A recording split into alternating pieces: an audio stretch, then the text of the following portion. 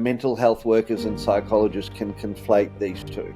Often people say, okay, well, you got trauma, so we'll do therapy, and it'll be a cognitive behavioural therapy or some other traditional therapy, and these sessions aren't enough.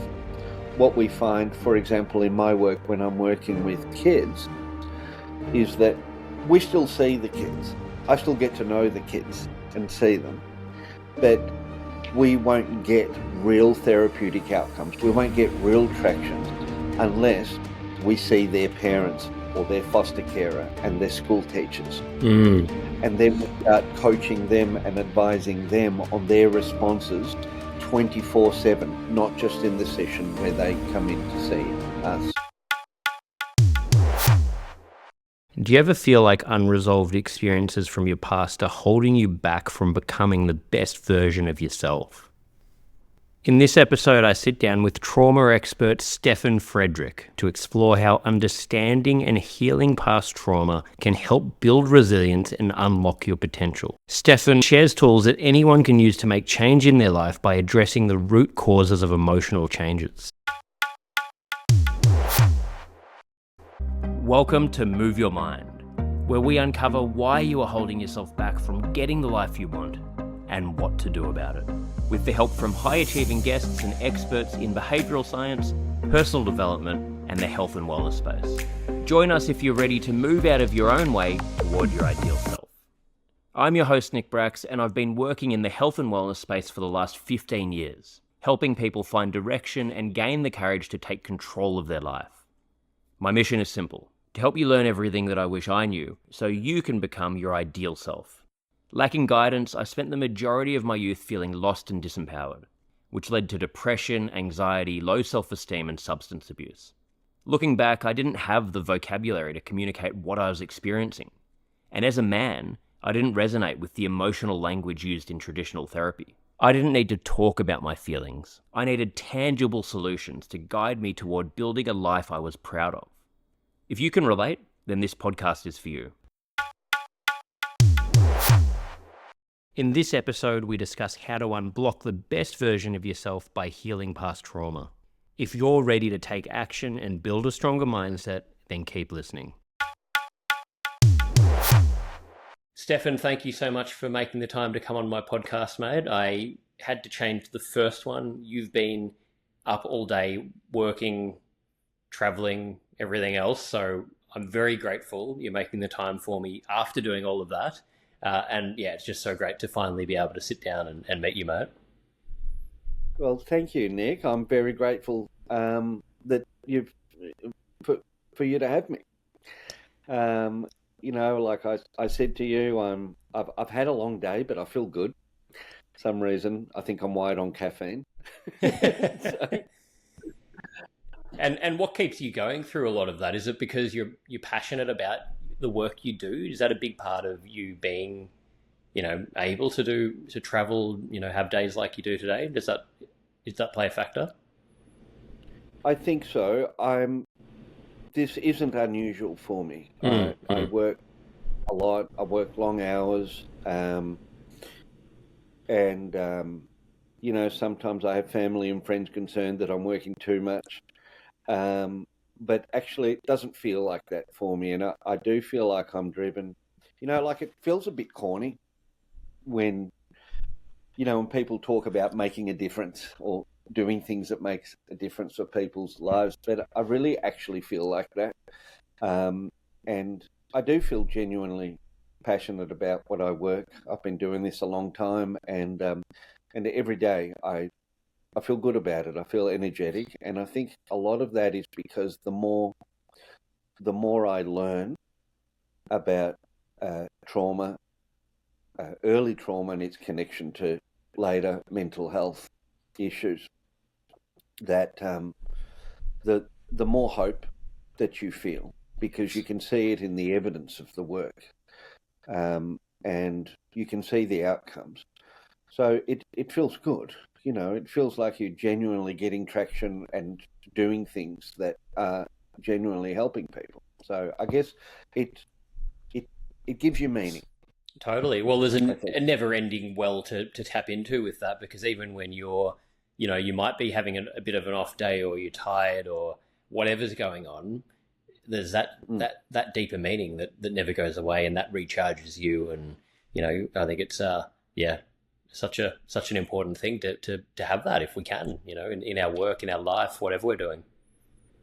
Yeah, and I think that I'm unfortunate in that I'm kind of self-employed in that I'm the director of a company. I have lots of wonderful people that work within our company. And people often talk about how hard it is to manage a business and to run a business, because that's a big part of my role. But also you have freedoms in it that you don't have as an employee. And I have the freedom to choose how I design my workday and the sorts of things I do. And I feel lucky with that. I feel like I've got so much variety that I'm not going to get burnt out doing the same thing every day. Today I ran a day's training for the New South Wales State Trustees and Guardians. Whereas, yesterday I spent most of the day with kids who are in care and under child protection orders. The day before that, I might spend with foster carers. And so I think having variety helps a lot, and it helps to keep me energized and always thinking about the next thing. Yeah, absolutely. I think that's I very much have that in common with you, where the variety, I think, is so important. For our listeners to get to know you a bit more before we sort of jump into, super interested to dive into the topic of trauma. Can you give a bit of a background on yourself? So I guess where you've come from and how you've ended up doing what you're now doing. If there's a way to give it in bit of a brief enough thing, because I know it's probably quite a long story. So, yeah. Well, I'll try and make it brief.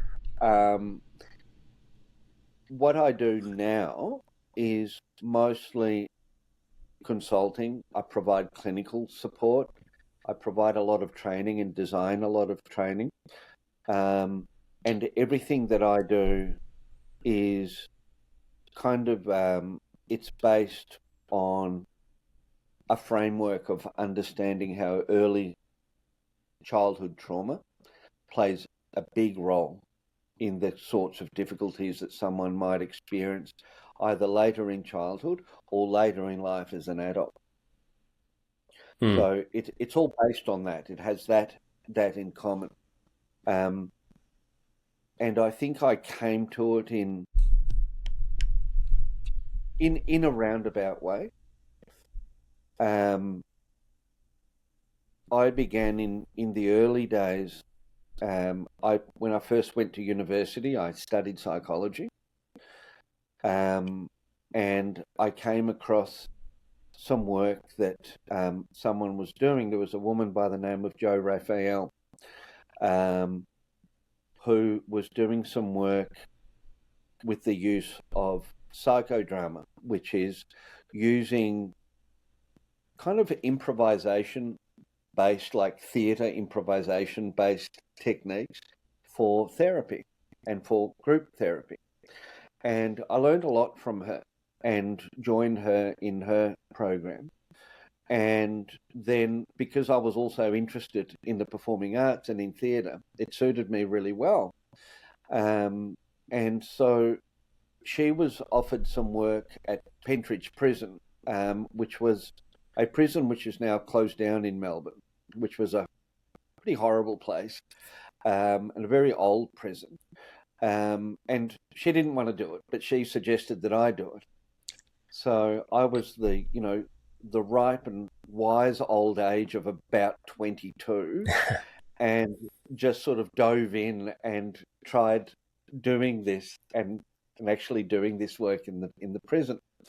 And, it was a lot of it was trial and error, and I worked there for about 4 years before it shut down. And I really enjoyed it, and I got a lot out of it, and I learned a lot about people. I learned a lot about the stories that many of these men had.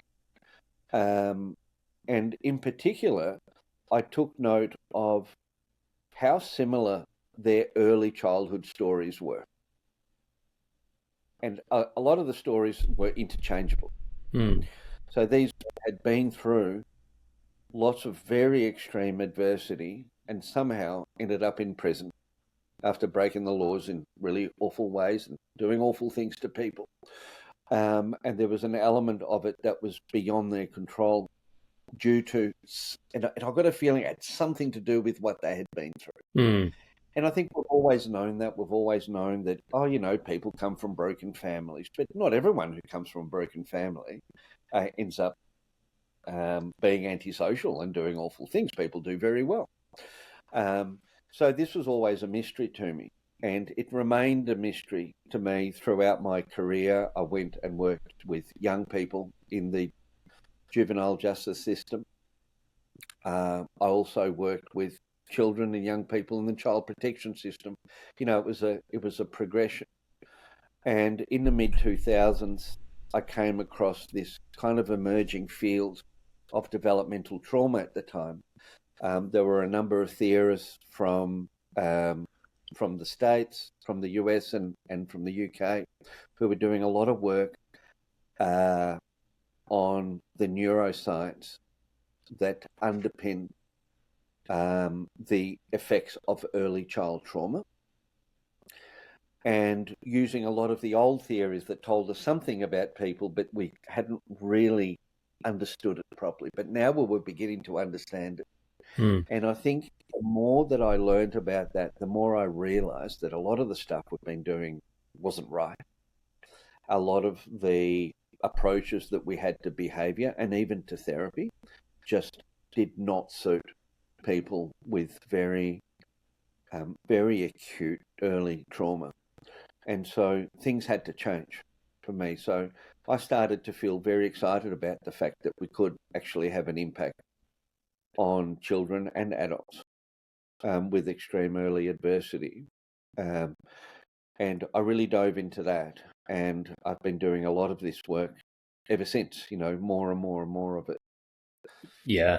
But a lot of it is about thinking outside the traditional square. Yeah. I mean, it sounds like a fascinating subject that probably has so many levels to it.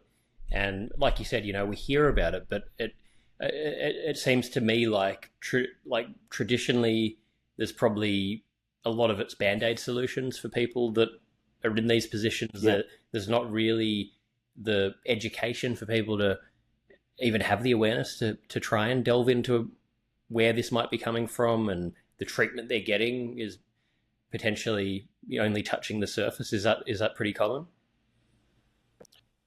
100% is common. I mean, you can still do an entire psychology degree or a social work degree, and you're only scratching the surface of what's relatively new material on developmental trauma. And so a lot of the old paradigms are still being used. There's a sort of understanding of trauma as being stuff that you need to talk about. You need to talk about these sort of bad memories that you've got. But what if the trauma actually laid the foundations or the blueprints for the architecture of your brain, rather than created bad memories? Because we have no integrated long-term memory from the time we are 3 months old or 6 months old or 2 years old. And this is where it begins. And so it's about understanding that. And I realized that a lot of the approaches were really missing the mark. I've got lots of little examples. I remember working in juvenile justice, and I can remember more than a few times taking a young man into a court-ordered anger management therapy group, and the young man being kicked out for being too angry, because the traditional anger management, what we call anger management therapy, is really very cognitive. Right. What we are doing is we're assuming that someone has full control over their actions, and we're just getting them to understand that they need to make better choices. And that's very simple. It's very simple for me because I would have a choice Yeah. of behavior because I'm not developmentally traumatized. And of course, and even that is a very broad term, right? And so, there's a very poor understanding of what's actually behind the uncontrolled aggressive behavior and low impulse control. That's interesting. So it would be that a lot of the common thought is you've been through these traumatic experiences. That means you've now got this emotional reaction to different things, and we've got to try and heal that emotional sort of feeling that you get. Whereas what you're saying here is these traumatic experiences in the past have programmed your brain to think in certain patterns, like programming a computer, and you can't just undo that by acknowledging feelings and talking about it. You've got to actually rewire the way you think and learn how to do that. And I'm guessing that takes a lot of time and practice as well. Even once you have those tools, like anything, changing a habit, changing a behavior, this is daily, ongoing, ups and downs to change it. Would that be accurate? Yeah, look, if we're going to use like a computer analogy, I'd say that what needs fixing isn't that particular file or a program, it's the operating system. And so it's about getting down to that. For example, very, very early trauma that begins even in utero and soon after birth. Someone who's born into, for example, a violent environment. One of the things that is common is what we call a high arousal baseline, meaning that the brainstem is so activated that the physiology of a person is highly alerted. So they have a high heart rate and a high cortisol levels, high adrenaline levels all the time, even when they're sleeping. And we're asking them to make a better choice. And these systems, that our body's systems are dysregulated. Just like when, during the COVID pandemic, you'd go to someone's office to meet with them and they'd check your temperature straight away. Yeah. And if your temperature reads 38, they're not going to let you in. And the reason they're not going to let you in is because you aren't able to regulate yourself. And the level at which someone with very, very early trauma isn't able to regulate themselves, it's not even an analogy. It is exactly like trying to control your temperature of your body. It's trying to control your endocrinology and, your heart rate and your blood pressure. You just can't do it. You can't say to someone, well, look, just try and regulate your temperature a little bit, then you can come in. Yeah. Because we know it's being caused by a virus and we don't want to catch it. And we know the person's not going to be able to regulate it. So that's where the choice goes out the window. And what we have to do is assist that person to actually regulate their physiology before you can even get to work on their emotional regulation.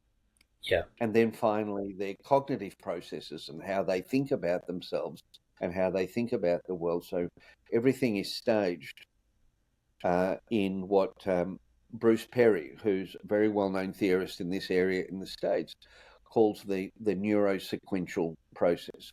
So we've got to take a neurosequential approach to early trauma, which is different to the kind of trauma that you might experience either later in childhood or in early adulthood,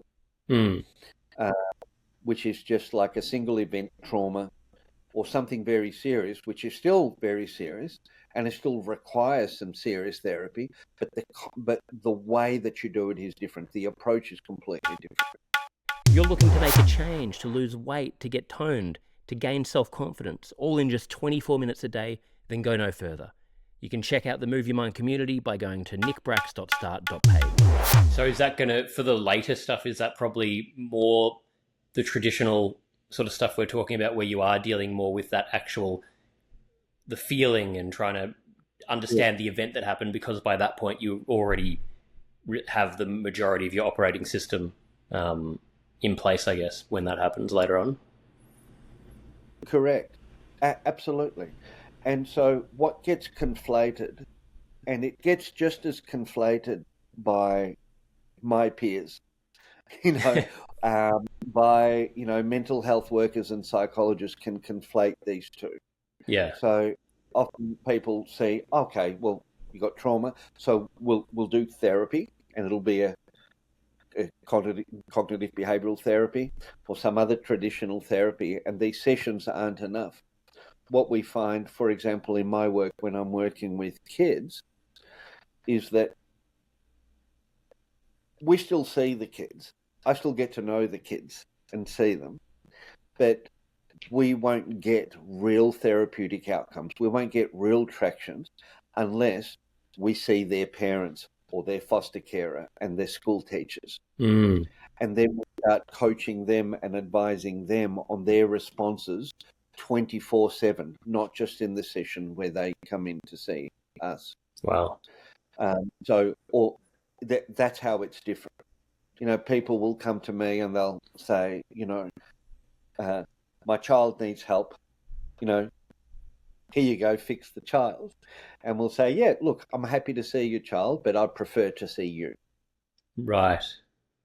That makes a lot of sense. And what does that go the same for someone that if you're treating that early childhood trauma way later on in their life? Is that, or are you talking about when you're treating it sort of at a younger age? Like if they've got that same trauma that's been programmed into them, but you're seeing them in their 30s or 40s, would it be the same thing? Kind of, because what changes is that the person is older and they have a level, they have that maturity. So your approach is different because you're pitching it at them and you're being chronologically respectful. You're respecting the age that they are and what they do and what they're capable of doing, but you are also always being developmentally respectful. Mm. So if I'm working with a 40-year-old, the way I speak to them and the way we arrange their lives, whenever I'm interacting with them, that 40-year-old feels respected, and that 4-year-old that's in there also feels respected. Yeah. And heard. Yeah. So both those things happen at the same time. I don't know if that was a good way to explain it, but that makes sense. No, that does to me. Yeah. Yeah. It's about understanding the person. What do they have around them? What are the relationships that they have around them that we can actually kind of recruit into the therapeutic effort as well? How can we think cleverly about it? Yeah, and you mentioned CBT before, which I guess my understanding of that is about trying to recondition these thought patterns and things like that. I know on myself, when over the years when I was really struggling with certain things, I never responded well enough to it. I couldn't stick to doing it, and I just found it wasn't enough. How come that you're saying that really didn't work to such a degree? Because if it is about actually trying to recondition, these thought patterns. Because the operative term in cognitive behavior therapy is the cognitive. So if the issues are all cognitive and you are cognitive, then I guess you can use it to connect to everything. Your feelings, your actions, your thoughts all together. You make sense of them. But sometimes there are other factors there that also need to be explored. And in an assessment of a person, I would sort of explore everything. Right. I'd explore all sorts of things in terms of underlying things there. And what I find is that we find a lot in the developmental aspect because, developmental trauma is it's a very broad brush kind of term. But what I have found is that a lot of things constitute developmental trauma, or developmental insults is another way of calling it. For example, it's easier to think that someone born into a war zone, for example, during, the time that Afghanistan was in upheaval and they're born into that environment, that they're going to be traumatized because the mother might love them and care for them, but isn't able to because there's war and there's other things to think about. It's very easy to think about developmental trauma if someone's born into a home where the parents are addicted to drugs, and there's violence in the home. But there are actually other things that also impact on a person's development, which we would call traumatic, but they're not your traditional traumas in terms of this, but there wasn't someone who was violent to this baby, so what could it be? So there's lots of things there. For example, we know now that if a mother, while pregnant, undergoes severe stress, then you've got a developing baby that's impacted by high levels of cortisol, just like a baby would be impacted by high levels of alcohol in pregnancy. And so this baby is born in a stressed state, which constitutes a level of trauma. We know, for example, as I found a couple of years ago, when I was working with one young person, that we also have the impact of something that's now termed unalleviated pain. So, for example, if there's a medical condition when a baby's born, and they don't really know anything about it until the baby's 5 or 6 months, and then they can do something about it. Well, that baby's been in pain from the time they were born, and no one did anything about it, which is actually experienced by a baby as being harmed and going without protection. Yeah. So, there are lots of things there that actually can impact on our psychosocial development. And during that time, we're developing the architecture of all of our blueprints, our relational templates, the way that we're going to react to the world, what the meaning of the world is. Are we safe enough to explore the world, or are we constantly under threat for a reason that may be unknown to the parents? And then that impacts on a part of your brain called the diencephalon. So you are now primed to look for signs of threat, which causes a kind of a hypervigilance in a person. And it can take them a while to train themselves to realize that the world is safe. Yeah. And they're able to stop and smell the roses, right? It's like you're able to stop and take in all the good things because you're not because, frankly, if we're under threat, you can't enjoy life and look at the interesting things around the place because you want to know where the sniper is, right? Impossible. So, yeah, exactly. Yeah. And so it's about the brain's developing all these different capacities at that time. So then if the trauma is no longer there, now you're working with what you've got. The good thing is that we can also redesign the brain's architecture. We can actually heal and regain those, not regain because we never had them in the first place, but we can gain those capacities that we should have gained early.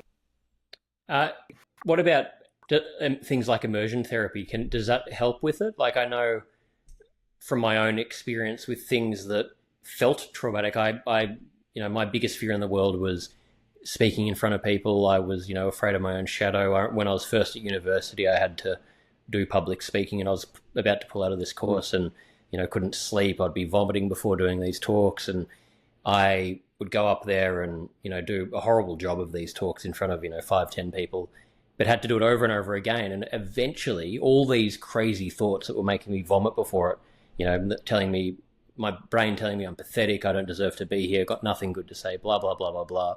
Eventually, got to a point where I was like, you know what, I don't fucking believe that shit anymore, because I've done enough of these, and I've actually done the worst case scenario. And even when I did a shocking job and all my fears came to light, nothing bad happened. People supported me, and then eventually it got to a point where I just didn't care. And for me, I applied that to everything else in life, because I thought, well, let's put it to the test, and that helped. And I don't know if this is trauma related or not, but I know just in my experience of those things, it felt just so fearful, that fight or flight feeling. Once you prove to yourself through real life events over and over that it's not a threat, then you can sort of be more at ease with it. Yes, I think so. I think, though, that there's a spectrum there of you've had some good foundations there. So you've got a brainstem and brain that's reasonably well modulated, so that you've got the capacity to actually train yourself to do that. So the more severe, for example, early trauma is, the more you will be able to do that and actually partake in immersion therapy, which I think is great. But there needs to be a level of regulation that you can get to. That makes sense. Yeah. You need to be able to get to a baseline that you already know. Like, you've probably already had a level of relaxation that you could get to. Yeah, right. That you recognize. Say someone's born into a very traumatic environment, they likely have a baseline of regulation that's quite high all the time, even in their sleep. And so what are they going to recover to? One of the things that we do, say with children that we suspect have a very high arousal baseline, is we do regulating activities with them, not when they look heightened, but when they appear relaxed. So that we're relaxing them beyond that point.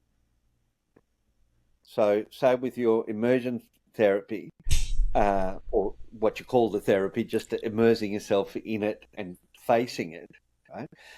There's a resilience that you've got already that enables you to do that. You've got a level of courage there, and there's something good that you've got from your parents from that very early on, right? That you've been able to build on that. Interesting. And it's the same with me and the sorts of things that I have faced in my life. I've often like, I have enjoyed the feeling of going into something that I fear. It's just like, yep, I'm going to do this. I'm just going to do this. I remember, like, quite late in life, I had always been involved in martial arts since I was very little. But later in life, we had the growth of mixed martial arts as a sport, and I got involved in that.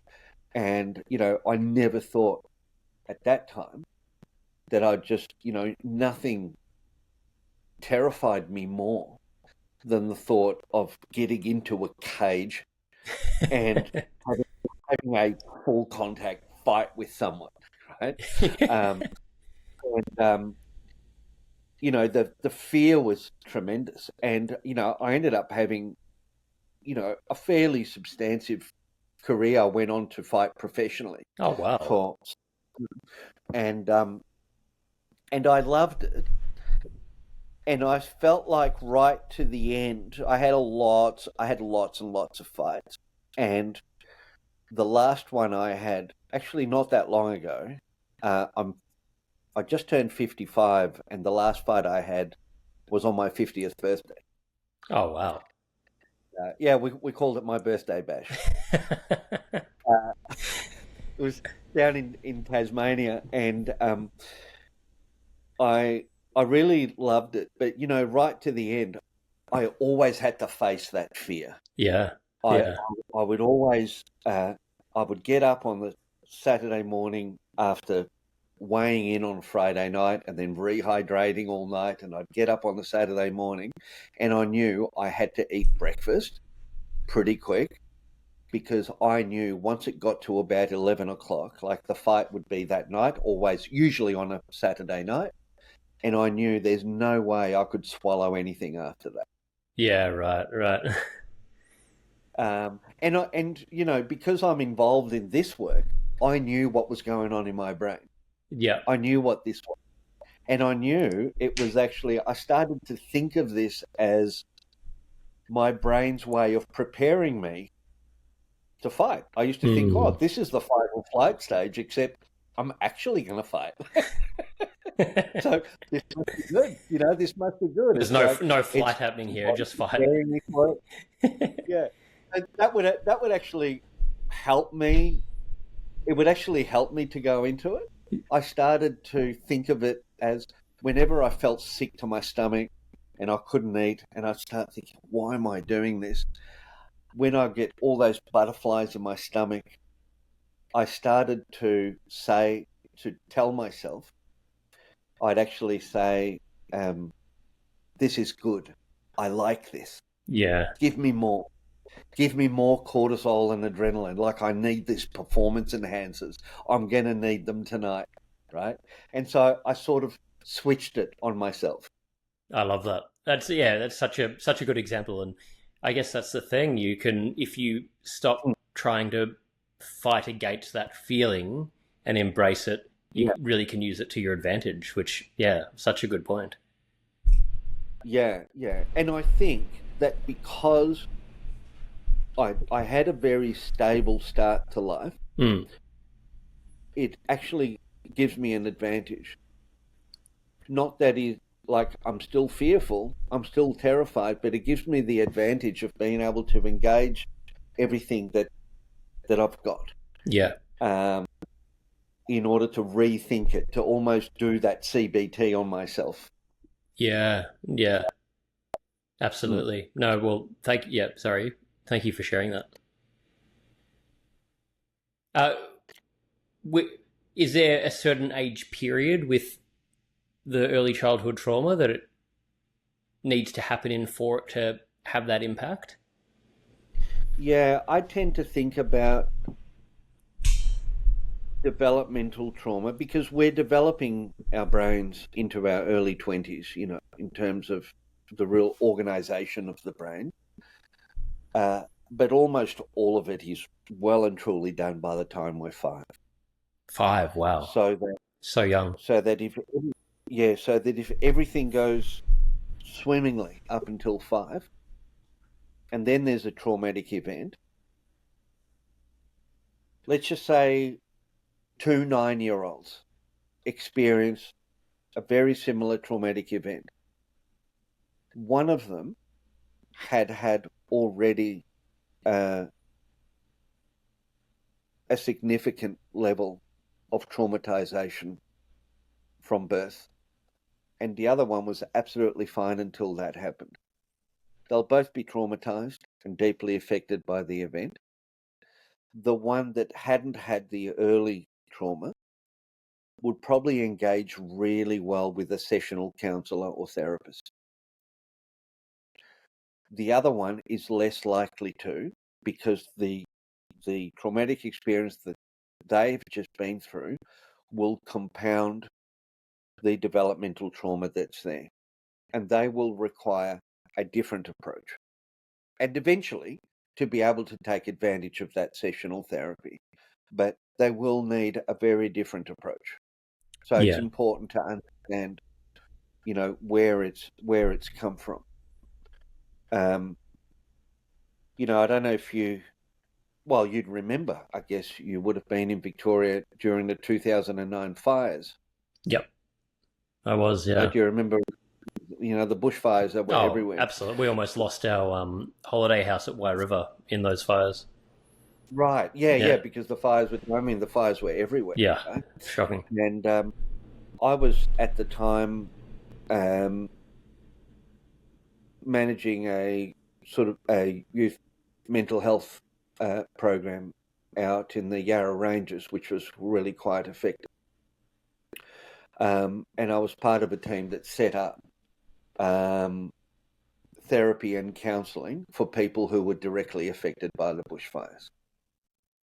So it was a really interesting thing that I noted, and I know this from the theory tells it that this is going to happen, but I noticed that after about a year, the people who were still engaging in therapy, and I knew this because I was talking with the counsellors and debriefing them and looking through overseeing a lot of the work that was being done.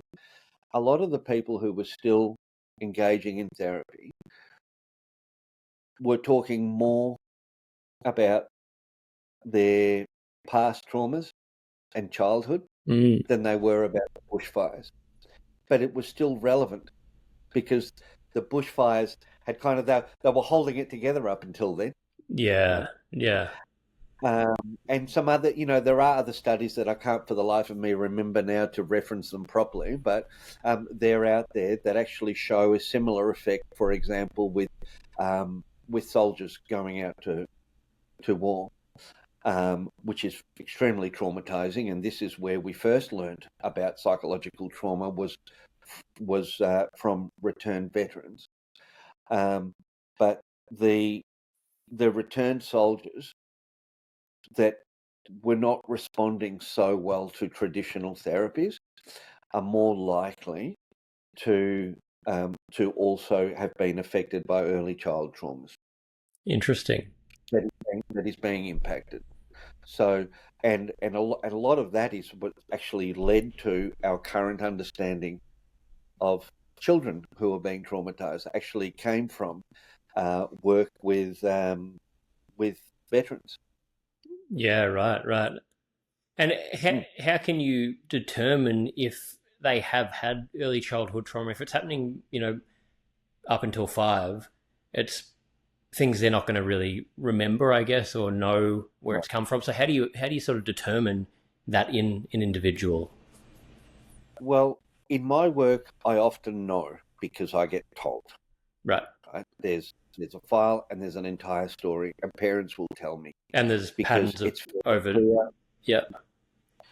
I work with a lot of children and young people who are under child protection orders, and they've been actually removed from the families, from their original families, and they're removed because things have to be pretty serious for a court to actually order that a child is removed. By the time they order their removal, they're ordering their removal is because the child is not safe there. This is what the court has determined, and sometimes it gets it wrong, but for the most part, they get it right. And if we're saying, well, it's not safe enough for the child, we'd say that the child's experienced enough of it that by now they're quite traumatized. Yeah. So that's a large part of my work. So I know simply because they're in this system. But also, other times I do work with adults, and I do work with people, and there are some telltale signs, just like there is with physical trauma. Right, just like there is with physical trauma. Yeah. If you're limping around, I can tell by your behaviour that there's something has happened to your leg, even though you haven't told me the leg story.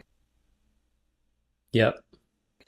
And that's physical trauma, and it works the same way. And so we start to learn some of the telltale signs. For example, if a person is extremely reactive, they're really overreacting to things that you and I would also react to, but they're reacting to it in quite a destructive way, and in a way that could be very high risk. And they don't seem to be responding well to therapies that tells them, hey, it's not a good idea to overreact like that. Yeah. this isn't great. I'll buy you another ice cream, right? Um, it just doesn't tend to cut it. That reactivity is often a sign of that high arousal we were talking about before.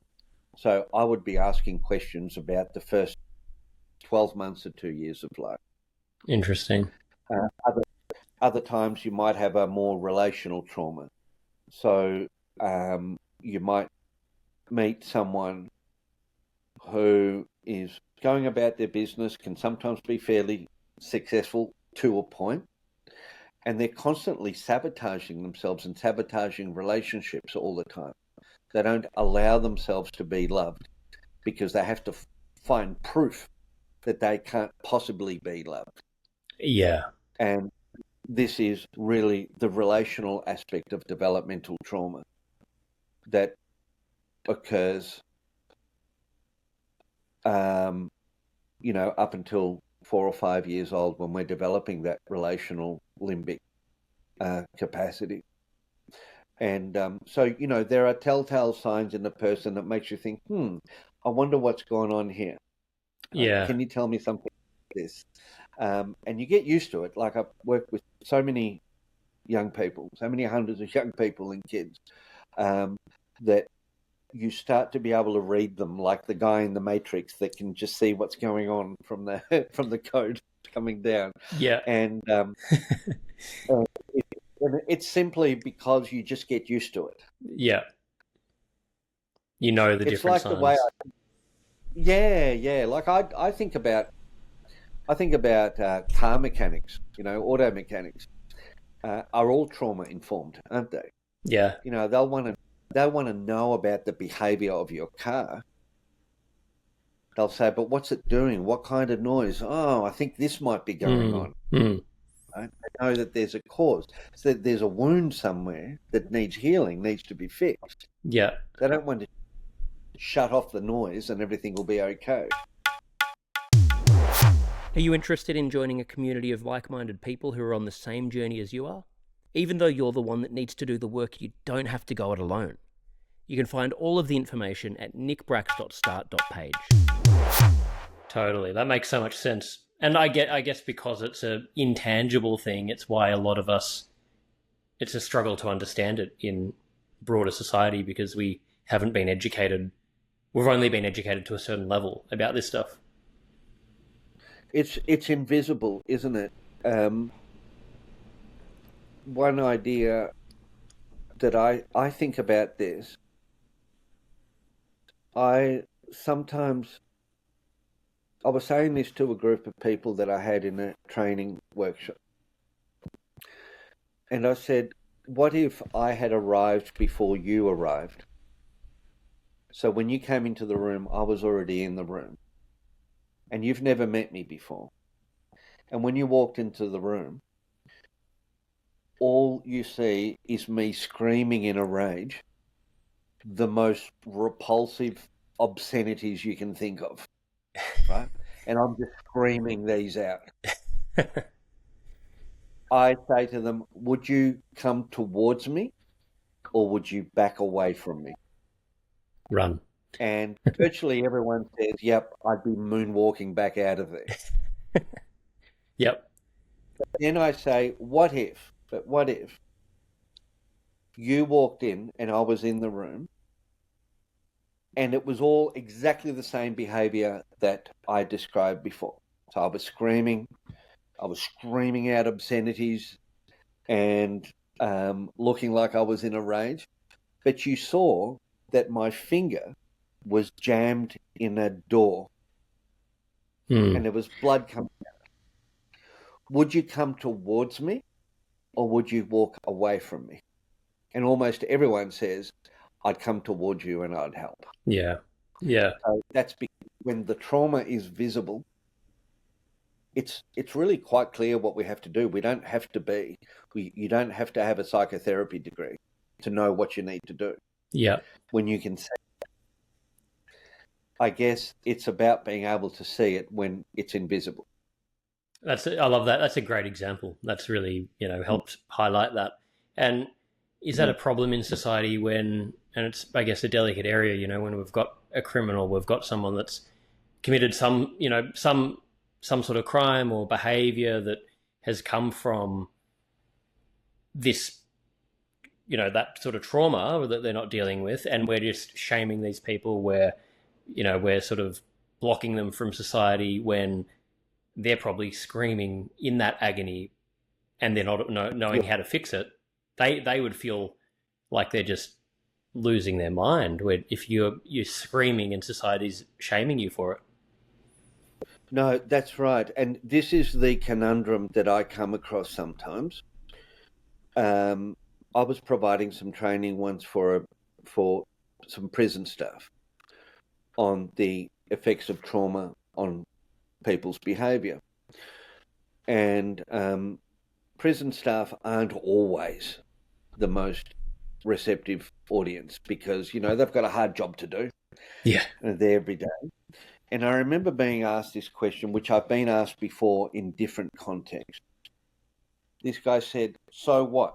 This guy goes out and does a bunch of bad stuff, and I've got to just feel sorry for him because he's had a traumatized child. Do I? And I had to really think about it. But I said, no, you don't have to feel sorry for him. You don't even have to like him. And you can even hate everything about what he did. But the more you understand about how he got there, the more likely you are to make a safer world when he gets back out of prison. So it's, and also the more likely you are to have a safer shift when you come to work, right? So, you don't even have to have sympathy for him. But we have an obligation to understand it now that we know something about it, now that we know the theory's there. And because it's going to make somehow, you're more likely to make a difference than not. That the worst thing that's going to happen for you to take a trauma-informed approach to someone's behavior like that, the worst thing that can ever happen is that they don't change, but they think that you're really nice. Like, that's the worst thing that's going to happen. Yeah. The best thing that's going to happen is that you create a change in the person. And you might even, ultimately, the best thing you can do is you might break a whole chain of intergenerational trauma. And isn't that wonderful? Because now you're impacting on the descendants of this person who don't even exist yet. Yeah, exactly. The way they care for children. Yeah. And having that empathy is, I think that's a huge societal issue where it's no one's fault, I guess, because it's very hard, I guess, as people to, if we don't have the understanding, we haven't experienced something ourselves, it's hard to relate and we can easily dismiss things. And I know, I'm very grateful that in my early 20s, I went through quite severe depression, anxiety, had a really rough time because it did give me that empathy. And I remember about probably 7 years ago, I went through another period where, I just had all these things happen and I fell into a pretty bad way. And I remember at that time writing all these things down to remind myself, oh shit, this is what it feels like. Because I'd sort of almost forgotten how bad that feeling was. And I said, I'd never want to forget this feeling because whenever, in the work that I'm doing, trying to talk about this, I want to remember that because I want to remember how helpless this feels. Because even, and even now, I can easily forget that because we just get back into our day-to-day life and you're going off your own experience, but you forget it's debilitating what people are going through. And, for them to not feel heard, that's devastating. But it's very hard to have that empathy when we can't relate, when we don't really know, what that feels like or what they're actually going through. Yeah, and just even if I don't truly know what someone's going through, to validate that they're going through it and to acknowledge that I may not know, actually goes a long way. Well, we're just talking about it today. I facilitated some training today on kind of managing violence on people and violence that comes from trauma. And one of the things that we spoke about was just how valuable it is and how much safer you can make a situation by simply acknowledging and validating how someone feels. By simply saying to someone, that's annoying, isn't it? Because you wanted to get this sorted out today, and now you can't. Yeah. Because there's no one around. There's no one around, and here I know I'm coming along, and I can't even help you. Right? Just to say that, just like, well, yes, it is annoying. Yeah. Now we're agreeing with each other, and at least I've got someone there. And as soon as we feel, I think with human beings feel like when we're acknowledged, it's almost like being welcomed into the tribe. If you're acknowledged, you're part of the tribe, and we're a tribal animal. We need our tribes to survive. It's when we feel alone that's when things get dangerous. Yes. And in the early days of sociology, suicide was seen as just solely a symptom of being feeling excluded from society. And in a way, it was not a bad guess, because I think a feeling of exclusion is a big part of it. So being able to empathize with someone, and like you said, remember that feeling, like you're actually taking it to a whole other level, because you're taking your own experience of depression and you're using it so that you don't forget, so that you're able to acknowledge and validate someone else's feeling, which is amazing. It's almost like you're turning it into a superpower. Yeah, I think important thing to try and do. But I mean, like you're saying there, I from the 15 years I've been in this space, the main thing I've been doing is advocacy work and just storytelling, most of it. And I just, like you're saying there, I think it's the most powerful thing, because I can't even recall how many examples I've had where I've gone and spoken, to a group. I've done ones with a lot of men that are in, pretty, old school sort of environments, factory workers, that kind of thing. And you'll have, there's been incidents where they'll come up to us at the end of it, and, one of them had revealed he had a plan to end his life in 2 days' time and got help. And it wasn't that, I didn't do anything special. I just told my story and shared some information. But it's like what you're saying there. They hear something where it makes them finally realize, oh shit, all these things I'm telling myself, the shame that I'm feeding myself, the isolation, it's not actually true. Other people are going through it, and it's okay. There's I can relate that community feeling. And as soon as you get that, oh, okay, maybe I can get help too. And then they go through that, and then I'm not alone. Yeah. Yeah, so what you're doing is you're helping people at the very least to know that they're actually not alone. That's it. Because, in those traditionally highly masculinized work environments and industries, there's also a tradition of just being so tough and masculine that you can't actually admit to something not being right, and which of course makes it worse, because now you think you're the only person like this, that you're not being strong, right? Whereas there are very healthy aspects to masculinity when it does become a more of an embracing and welcoming type of a strength that actually helps to hold men together. So I can see how that happens. Yeah, absolutely. I mean, I guess the bottom line, and it is moving in that area in society where it is being more talked about more.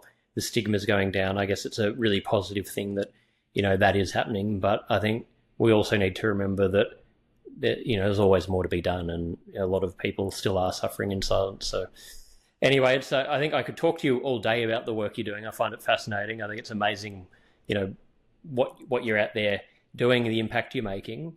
I finish every episode with 5 closing questions, so I might jump into those. And All right, yeah, hit me with some closing. yeah. At what time? It's probably close to 11 o'clock at night for you now. So after you, Yeah. What time is it? Oh, yeah, it's past 11 o'clock. past 11. Okay. Well, hopefully they're not too crazy, these closing questions. But again, very grateful that you're still here at 11 o'clock and sharing this with me, mate. I really value your time. First one is, what's your best childhood memory that comes to mind for you? Hey guys, if you're enjoying this podcast, please click the subscribe button, leave a like or comment, share with your friends, and follow me on Instagram at NickBrax. I really appreciate your ongoing support. I have so many. I don't know if I can give you the best one. I'll give you a good one.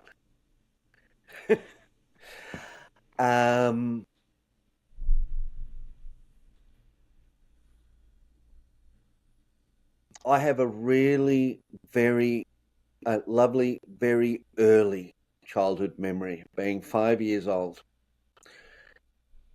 living in Venezuela at the time in South America.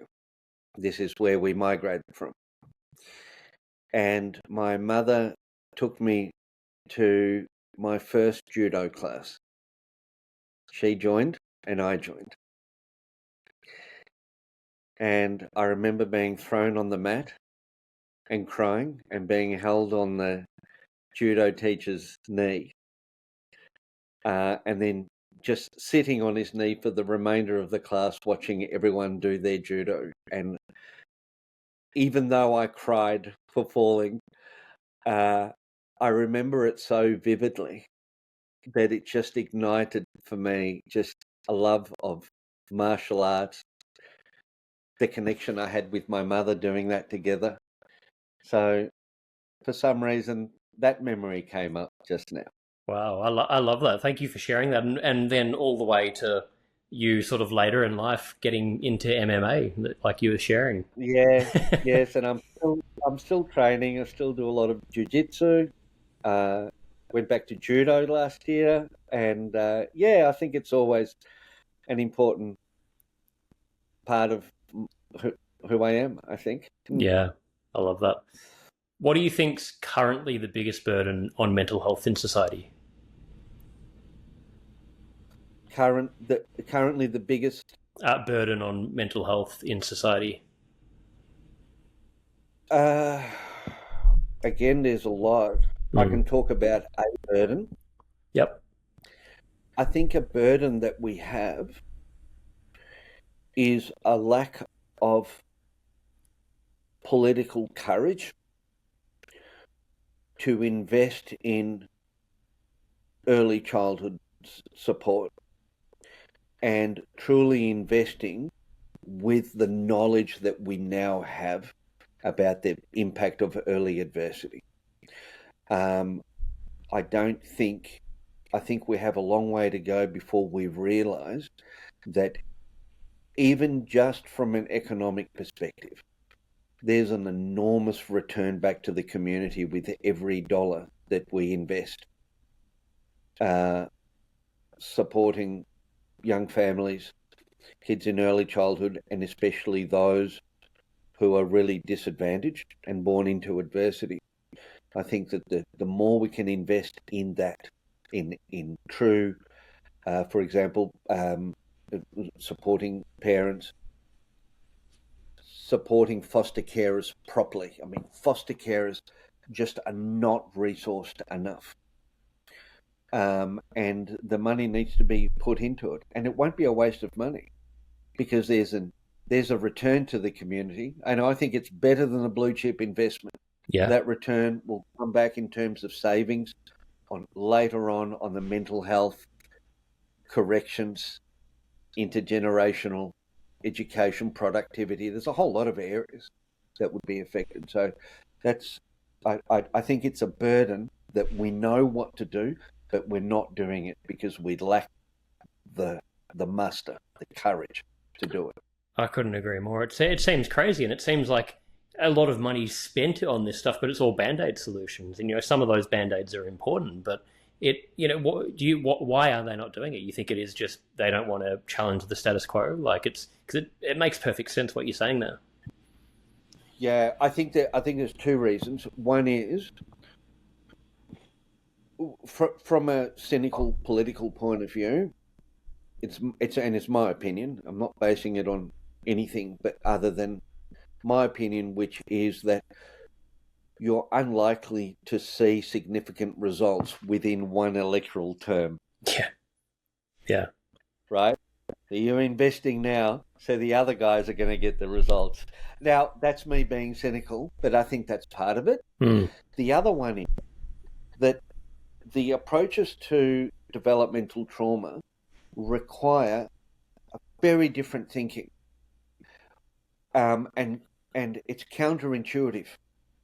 A lot of it goes against our instinctive, our instincts in terms of what should be done. For example, about bad behaviour. Yes. We're really stuck on old ways on dealing with behaviour. The education system stuck in an ancient, archaic paradigm of behaviour. And so other care systems, although they are slightly more progressive. So I think there's that, trying to get our heads around something that's still relatively new. And then people learn it and they just go, oh, yeah, but it just feels weird. Yeah. Let's just do that anger management thing, and let's just give them an incentive to behave better, and all of that should work. It worked for Skinner's rat. We'll just reward the good things and we'll impose a consequence or a punishment for the bad things, and then everything will be fine. That makes so much sense. Yeah, exactly. People want to be able to see things in that black and white, and we get scared when we realize that it's much more complicated than that, and there's, that grey part in the middle. People don't want to have to think that way because it's more complicated and challenges your comfort zone, and you can't just label things. And I guess it's confronting for people to have to think like that. But yeah, I love those examples. Yeah, absolutely. I mean, people are often surprised, like when I'm working with kids in terms of their behaviour, when I do a lot of behaviour support, we do a lot of NDIS-based behaviour support, but we take a slightly different angle. And they almost go into panic when I tell them I don't do any rewarding good behaviour or punishing bad behaviour. It's not even part of the equation at all. And then they panic. They go, but what do you do then? I don't know what to do if you can't do that. I say, well, let's have a look at what we do. Yeah. Because rewarding good behaviour feels positive, and it's just like, no, but it's a positive thing. Yeah. It's not so positive. For a child who's looking for proof that they're not worth it, they'll work out a way to not get the reward. And for someone who's got no control of their behaviour because of high arousal, they're just going to fail at getting the reward. Yeah. Which is very different than you having a fever of 38 and me saying, well, look, I'll give you a Kit Kat if you can get it down to 37. Exactly. Well, you're just going to fail. It's not going to fail because you've got no control over it. And like you're saying there, people don't like hearing or don't understand what you're saying there because society's built on this. It's, if you feel bad, go and do something about it. Go and, make more money. Go and do this, do that, more, accumulate this, get a reward. It's like, okay, where does that end? Are you actually happy if you pause and have 5 minutes to your own? Why am I feeling anxious? I better do more. I better acquire more. It's like, it's not a recipe for, it's not logical the way a lot of this has been structured. Yeah, because we're not thinking about the cause. Like I worked with a group who was caring for a kid who actually loves to go to the river and go fishing with his favourite youth worker, right? He loves to do it. What they were doing was, if he was naughty, he wasn't allowed to go fishing. They'd take that away. And I'd say to them, but the fishing is very regulating. It sets his brain back up in the right spot. So, and they go, oh, what? So we're just going to reward him and take him fishing? I go, no, it's not a reward. You take him at fishing time no matter what happens. And then they say it doesn't make sense. And they did say it makes sense after I thought of another analogy. I said to them, well, how about if you get regular headaches, I'll say to you, do you know what? If you've got a headache, I'm taking away your Panadol, and you can have your Panadol back when you no longer have a headache. Yeah. Yeah. Good example. Like it's fishing medicine for him. Yeah. I like that. So we have to think about it in different ways. Yeah. Yeah, absolutely. What would you say is your personal definition of happiness?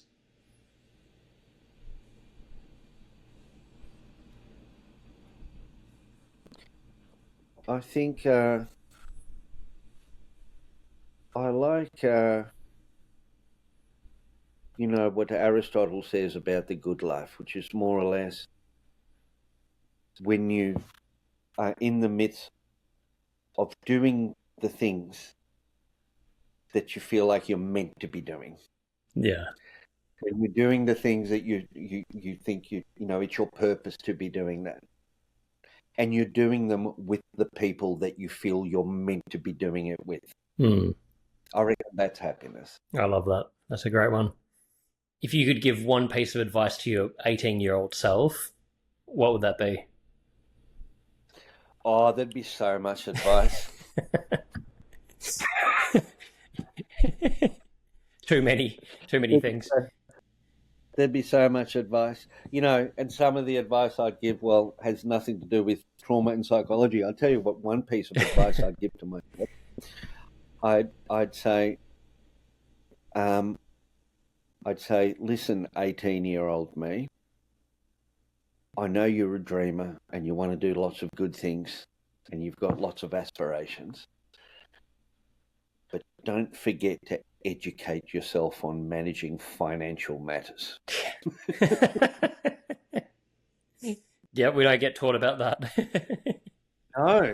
No.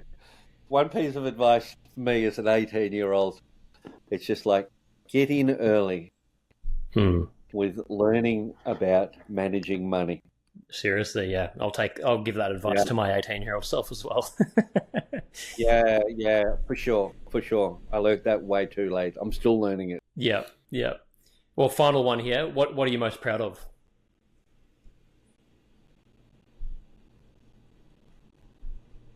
Well, you hit me with some really hard ones, Nick. At past 11 at night after you've done all this stuff, I know. I'm sorry about that, mate. But I'm getting delirious. Hopefully you'll sleep well after this. Pride's a really interesting thing, isn't it? It is. Because you can be proud of things that would just be there anyway.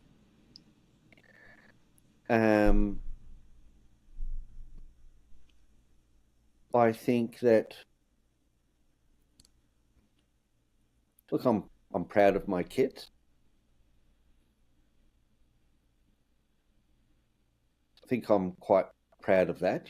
They're adults going through their own things, and it's difficult when your kids grow up and you lose control.